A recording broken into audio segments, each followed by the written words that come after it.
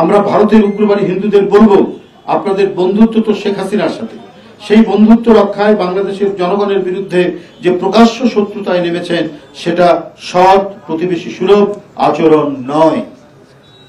হাজার হাজার মানুষ হত্যা করে আপনাদের বন্ধু হাসিনা আপনাদের কাছে আশ্রয় পেয়েছে, তাকে নিয়ে সন্তুষ্ট থাকুন। মনে রাখবেন, বাংলাদেশ লাখো প্রাণের বিনিময়ে স্বাধীন হয়েছে, দিল্লির দাসত্ব করতে নয়। যে সেবাদাসী হতে চেয়েছিলেন সেই দাসী এখন আপনাদের পদতলে।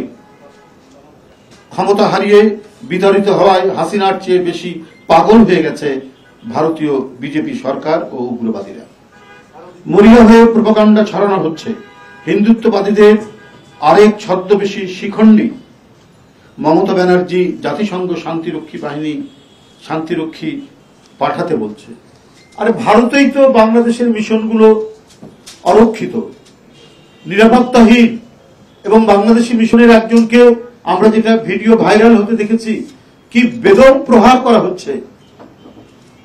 তারপরে মমতা ব্যানার্জি বলবেন বাংলাদেশে শান্তিরক্ষী বাহিনী দরকার না ভারতে শান্তিরক্ষী বাহিনী দরকার। প্রতিবেশী হিসাবে আমাদের বন্ধুত্বের হাত প্রসারিত, কিন্তু শত্রুতা করতে চাইলে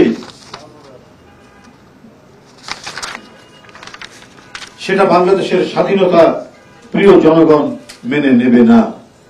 আপনাদের প্রতি অনুরোধ, নিরাপত্তা ও স্থিতিশীলতার প্রতি হুমকি হয়ে দাঁড়াবেন না।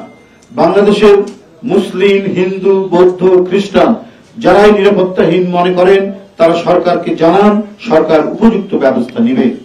কিন্তু ভারতের দৃষ্টি আকর্ষণ করে লাভ নেই। জন্মভূমির প্রতি অনুগত থাকুন। এই মৃত্তিকাতেই যদি আপনার জন্ম হয়, তো এই মৃত্তিকার প্রতি, এই মাটির প্রতি আপনি ভালোবাসা প্রকাশ করুন। রিগেল এম্পোরিয়াম হানিবার্ড অফারে জিতে নিতে পারেন ইন্দোনেশিয়ার বালিতে স্বপ্নের হানিমুন। বিজেপি ভারতকে ধর্মীয় উগ্রবাদী রাষ্ট্রে পরিণত করেছে। বাংলাদেশ ভারতের মতো উগ্রবাদী কোন ধর্মীয় রাষ্ট্র নয়। বাংলাদেশ ভারতের বন্ধু রাষ্ট্র ভেবে কত কিছু দিয়েছে, কিন্তু ভারত সরকার সীমান্তে রক্ত, লাশ আর সীমান্ত আগ্রাসন ছাড়া আর কিছুই দেয়নি।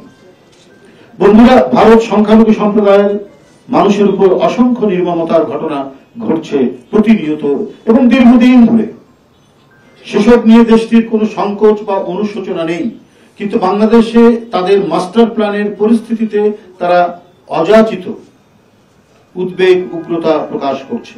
সেই পরিস্থিতি কিছুই না, দুই একটা বিচ্ছিন্ন ঘটনা, কিন্তু তাদের মাস্টার প্ল্যানের অংশ হচ্ছে বাংলাদেশকে অস্থিতিশীল করো, বাংলাদেশ যেন স্বাভাবিকভাবে চলতে না পারে। এটাই হচ্ছে তাদের একেবারে এটা একটি আন্তর্জাতিক মাস্টার প্ল্যান, কারণ এখানে বাইরের একটি দেশ এর মধ্যে জড়িত বলে এদেশের মানুষ মনে করে। যার সীমা অতিক্রম করেছে ভারতের ভূমিকা ডাবল স্ট্যান্ডার্ড।